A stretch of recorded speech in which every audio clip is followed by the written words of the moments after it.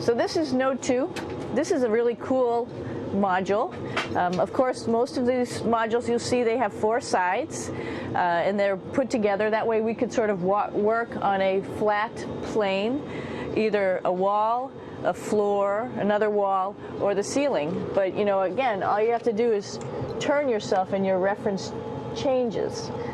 The reason I'm bringing that up is because this is where 4 out of 6 of us sleep. And so people always ask about sleeping in space. Do you lie down? Are you in a bed? Not really, because it doesn't matter. You don't really have the sensation of lying down. You just sit in your sleeping bag. So here's one sleep station right here. I'm going in right now. You can follow me if you want. So I'm inside. It's sort of like a little phone booth, but it's pretty comfy. I've got a sleeping bag right here that we sleep in, so we don't have sort of like a little bit of a cover. We don't fly all over the place. But you know, you can sleep in any orientation. I have it sleeping, feeling like I'm standing up right now, but like you saw, I'm on the floor. But it doesn't matter if I turn over and I sleep upside down. I don't have any sensation in my head that tells me that I'm upside down, so it really doesn't matter. The sleep station is also like a little office. We've got a computer in here. As you can see, we've got a couple little toys. I've got some books. I've got some clothes and other things that make it sort of like home. I'm coming out. And just for reference, that's one sleep station. This one's another. Right here. There's one on the ceiling, if you want to call it. Right here. And then there's a 4th on the other wall over here. So all of us sleep in a little bit of a circle. All right, come on back. There's more to show you.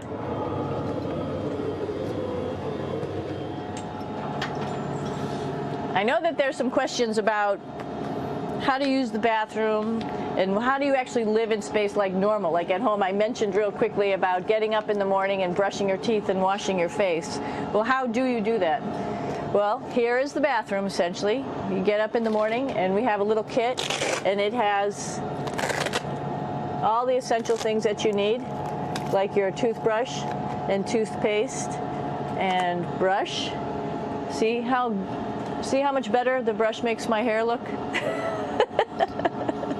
I'm just joking. It still stands up straight. It doesn't matter where you are. It's always going to stand up straight while you're up in space. A lot of people ask about toothbrush and toothpaste. So, luckily enough, toothpaste, you can do it upside right this way, is sticky, and so it sticks to your toothbrush. No problem.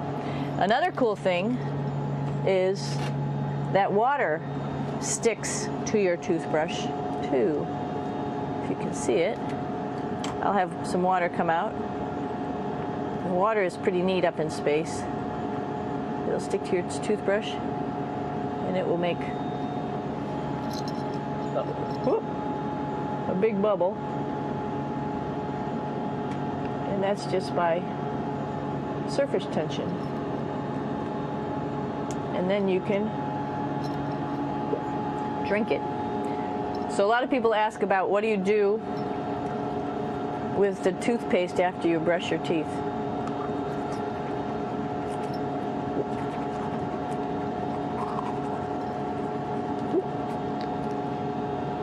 Two options.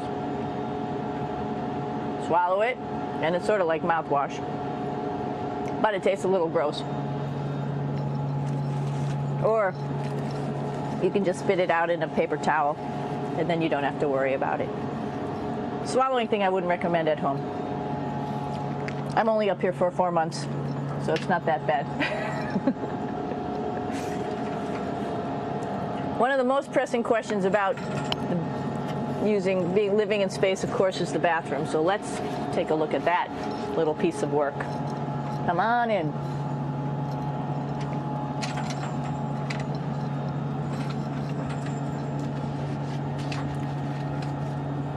Here we are at the throne.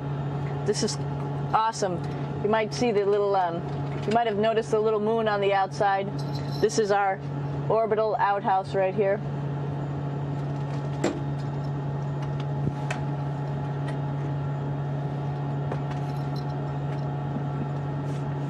And of course, it serves for two functions. Number two, right here. I'll show you. But you see it's pretty small, so you have to have pretty good aim, and you be ready to make sure things get let go the right direction. And it smells a little bit, so I'm closing it up. And that's, of course, for number two.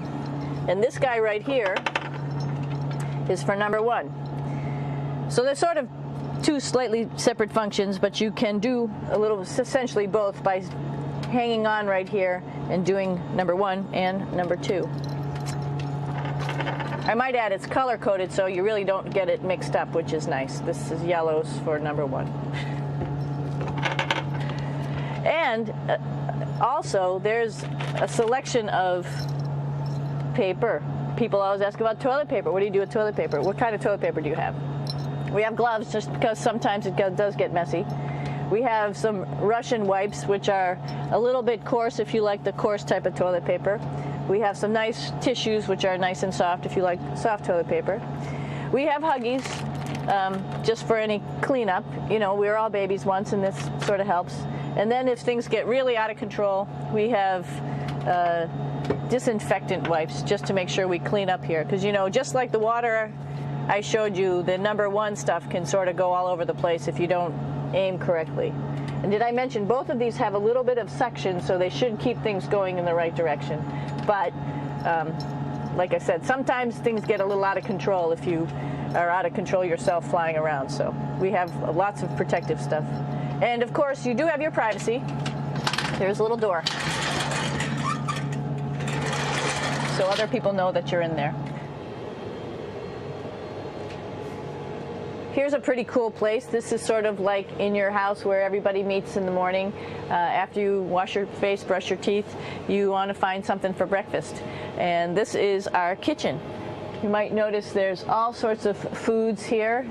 It's like opening the refrigerator. You got all your different stuff that you want to have: drinks, meats, eggs, vegetables, cereals, bread, snacks. And that's a good place. That's where you find all the candy. Side dishes, and then some little power bars just in case. So we have all this type of food. Some of it is dehydrated, and so we have to hydrate it, fill it up with water. Some of it is already made, and then all we have to do is heat it up. So something like this, I'm pulling out barbecued beef brisket. Pretty yummy. Not only is this food made in the U.S., but we also have food here from Japan. We've got Russian food. As you can see, all these red containers are filled with food that's from Russia. And then we get some of our specialty stuff, some things that we like, some of our favorite stuff that your family can send up. In fact, I like fluffernutters, and so I got sent up some fluff so I could make my fluffernutter with peanut butter. So you have a lot of food up here, no problems. Now, I'm going to say where we are. So right now, we're in the Japanese laboratory. It's one laboratory out of many here on the International Space Station. It's actually on the left-hand side. If I was International Space Station and I was flying through space like this, my left hand would be where the Japanese laboratory is.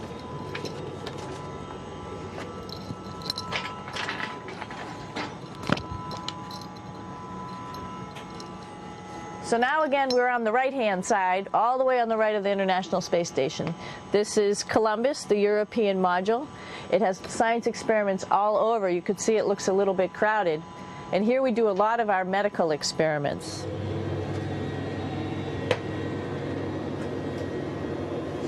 Here we are in the U.S. laboratory. Again, this is a laboratory with science experiments on all of the walls here, all sorts of stuff that we do. And one of the things we also do is we exercise. We have some exercise equipment on board the space station. We need to do that because we lose bone density and muscle mass while we're up here, and that's a result of not having to fight against gravity.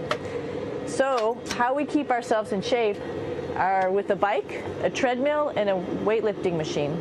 This is the bike. You notice the clip pedals. So all you need to do is actually clip your feet in, and then you can start pedaling. You don't need a seat. because you don't sit down. Actually, I haven't sat down for 6 months now, so you don't need any type of seat. Just make sure you're held in with your pedals. You probably see that the bike bounces around a little bit. As I move it, it's not steady and held to the wall firmly. And the reason for that is the space station is pretty big. You saw that there's also solar arrays on the space station. If we start putting any forces into the space station, it's going to make those solar arrays bounce around a little bit. So to prevent that, the machines bounce around a little bit, move around a little bit, and that way we don't put any forces onto the structure of the spacecraft out to the solar arrays. All right, a little farther on. Come on.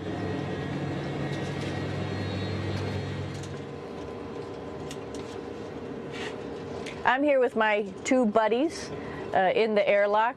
Actually, these are two spacesuits that are ready, primed up to go outside, as we call it, to go do a spacewalk in case we have to do anything outside. Some of the things we do outside are just like inside, repairs. We have a lot of electrical boxes and machinery and solar arrays, in fact, that I talked about earlier, that are outside, and sometimes they don't work quite right.